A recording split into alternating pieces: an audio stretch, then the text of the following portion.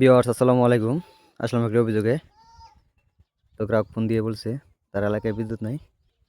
তো এসে দেখি যে এসটি জাম্পার আউট হয়ে গেছে এখান থেকে। তো তার কারণ কি? তার কারণ যদি একটু দেখাই যে দেখেন আসামি নিচে পড়ে আছে। এই কাঠ বেড়ালি শর্ট হয়ে এসটি জাম্পারটি পুড়ে যায় এবং সে নিচে ট্রান্সফর্মার উপর পড়ে আছে, মারা গেছে। তো আমরা এখন এসটি জাম্পারটি মেরামত করব, লাগিয়ে দিব আবার। তো দেখেন আমরা কীভাবে কাজগুলো করি। আর কাজগুলো আপনাদের কাছে কেমন লাগে অবশ্যই বলবেন, সাথেই থাকেন।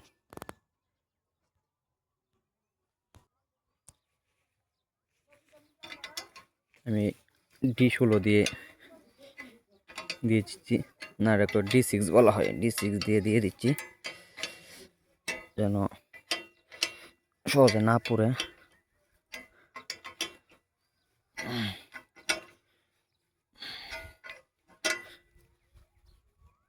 বাস হয়ে গেল।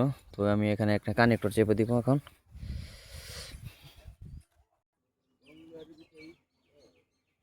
তো আমি এইটুকু D6 দিয়ে উপরে কানেক্টর চেপে দিলাম।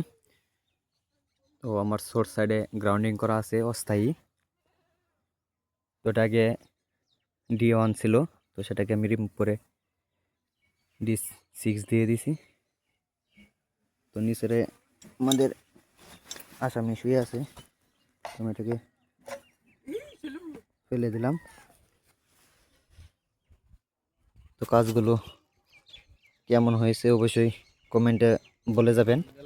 আমাদের ভিডিও কেমন লাগে, যদি ভালো লাগে লাইক কমেন্ট শেয়ার করবেন। ধন্যবাদ সকলকে।